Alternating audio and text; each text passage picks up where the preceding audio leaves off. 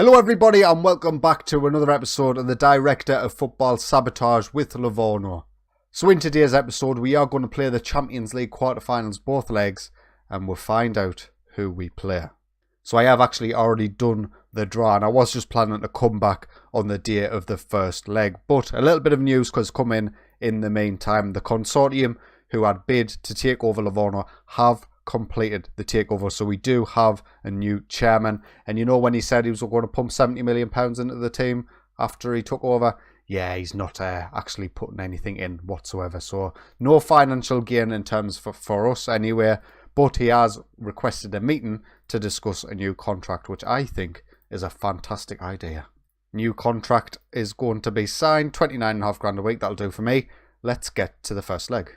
So we're finally here. It is the quarter-final first leg day, and there we go. We are facing Manchester United. So in the last round we beat Liverpool, who were top of the Premier League when we played them, and now Manchester United find themselves top of the Premier League, 2 points clear from Liverpool in second place. So English competition again. Obviously they are very, very, very, very good, and they have some absolutely wonderful players, first of which is Pablo Torres, a 25-year-old Argentinian striker who might very well be the best striker on the game. So, you know, English teams in the Champions League, I am notorious for struggling against them hugely, but we're going to just have to see how we do against them. And, you know, quarterfinals of the Champions League, the first time we made it through the group stage, I think I would have taken that. So anything past this point is a bonus. So in terms of the fixtures, since the last time we met, the first of which was a 1-0 home win against Palermo.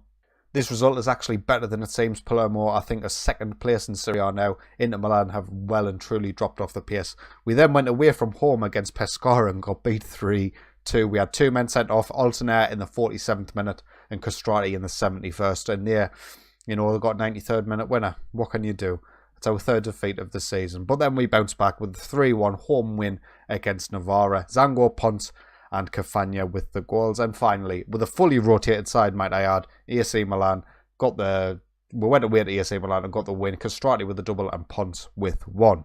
So that brings us on to today's match where, as you can see, we are missing some key players. Mazzolossi is out for 9 weeks, so he will probably miss the rest of the season. Castrati is out for, 4 weeks. He's probably missing the majority of the rest of the season. And Mavropalas is out for 3 weeks, which might mean he misses a lot more games for the rest of this season. So we are a little bit depleted in terms of depth, but we do still have a strong first 11. Plazzari will start in goal. Zango and Rada will be our centre-backs. Rada's not great, but he's going to have to do. Ventroli and DeMarco. DeMarco's back, and he is going to start in today's game as our left wing-back. Patrick in defensive midfield with Milenkovic and Wright in the centre of midfield. Altener, Ponce and Ralovic leading the line.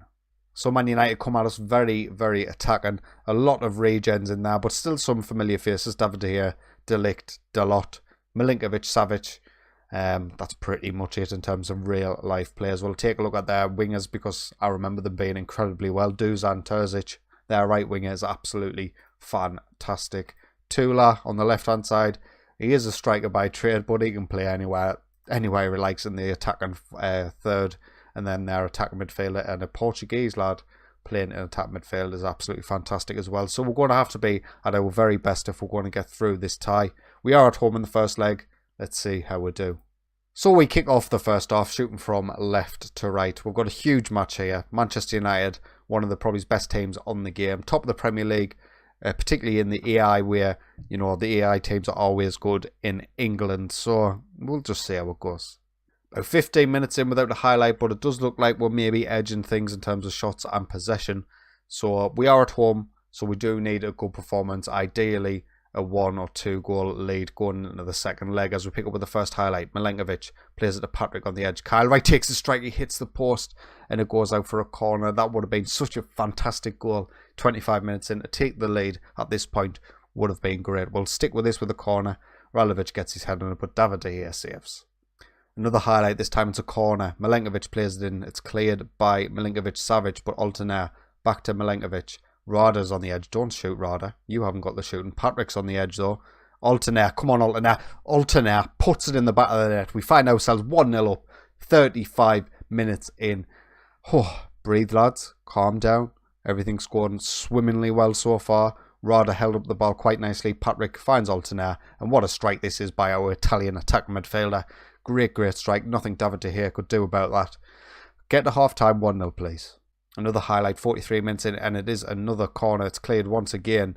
Patrick gives the ball away. Are they going to come away with it? They are. Terzic.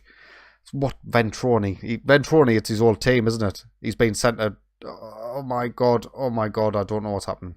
The highlight continues, and Manchester United are keeping the ball well in midfield, but Milenkovic manages to pinch it off them. Just don't do anything stupid. Please don't do anything stupid. It's stupid. It's really stupid. The ball is switched by Manchester United with Terzic on this right-hand side. Tula's there. And what an absolute strike that was. And I knew it was coming. You could tell it was coming.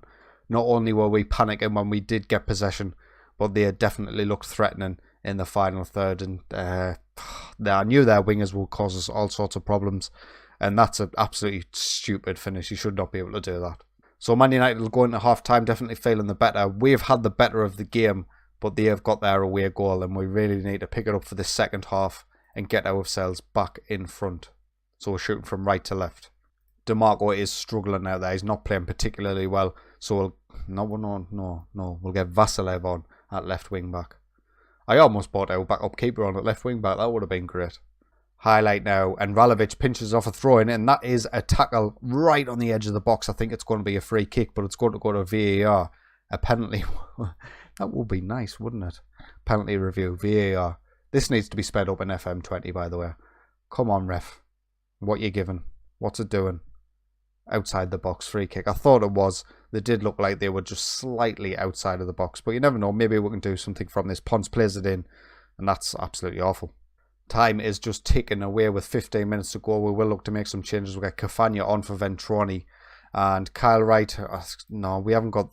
This is what happens when you get injured a lot. We haven't got the strength and depth. We're going to get Ralovic off, and we're going to bring Zach on. Zach is going to be our backup. I think Mamarella's either injured or suspended for today's game.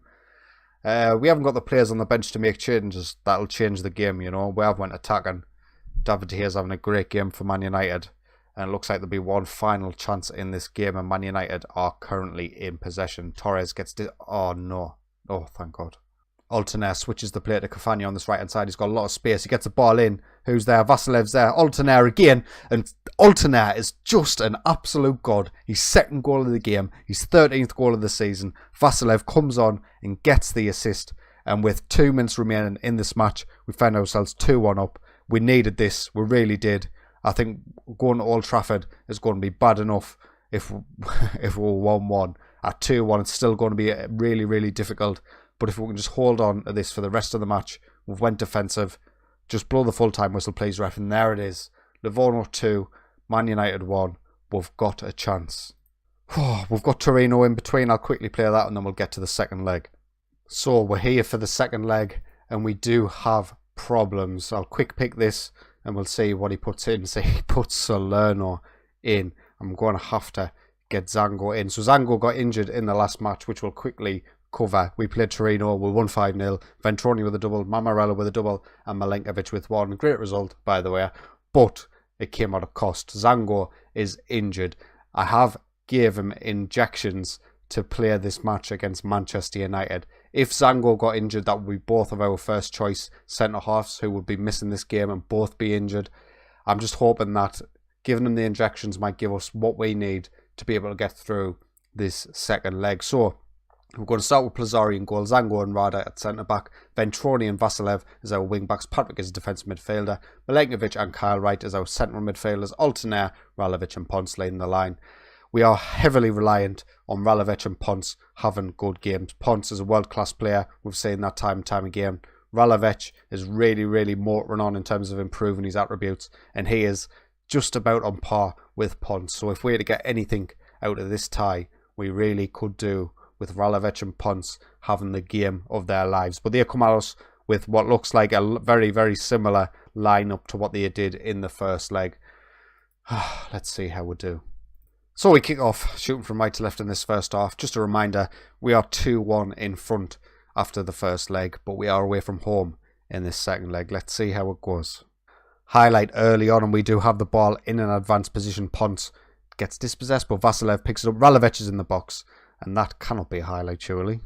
Doesn't look like it's going to be. And Man United come down this left-hand side with Tule, cuts inside, finds Torres. What a pass that was. And what a save that was by Plazzari. Another highlight, a free kick by Man United that is taken short. And Tule's on the edge. He's Madam's way in the box. And that was very, very close. I think I'm going to go unbalanced.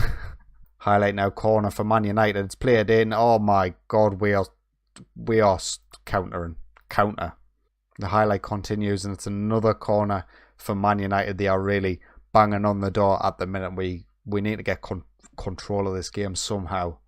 So as you would imagine, Man United are dominating this game, but we've had no more highlights since we went on the counter, which is fine by me. Although it only takes one goal to completely flip this tie. If they score one, we are out as things stand. So we'll have to go for it if we concede. But at the minute, we're at half time. It's 0-0. We're not going to make any changes. We'll keep things as they are. In fact, I'm bottling this. I am bottling it. You can tell I'm bottling it. I'm dropping the wing backs back. Highlight now when Man United have the ball high up the pitch with Mina. We did win the header, but we gave it straight back to them. Diego Dalot. Oh my, what is that? That is just an awful, awful goal to concede. 2 minutes after I pushed the wing backs back. Why did I do it? I don't know why I do this to myself. But that pass was tantalising, and none of our centre-halves dealt with it. Dalot with the pass, absolutely fantastic. Terzic is just quicker than number 27, which is Patrick, I think.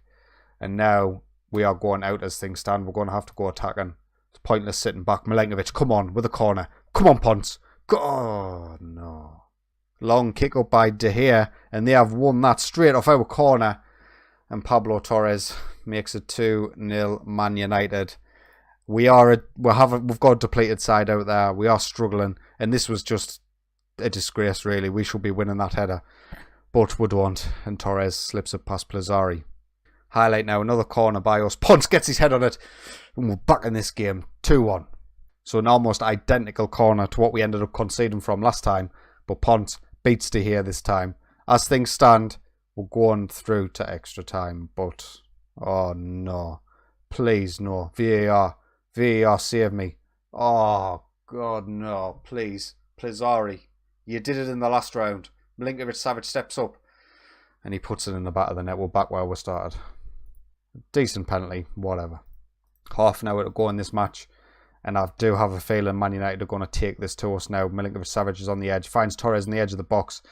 He hits the post and was somehow still in this, but the challenge, the attack is not over with Mina. Back to Milinkovic-Savic, Saar on the edge, De Ligt, got men overlapping all over the place. Tuller's on the outside, he's got decent crossing as well.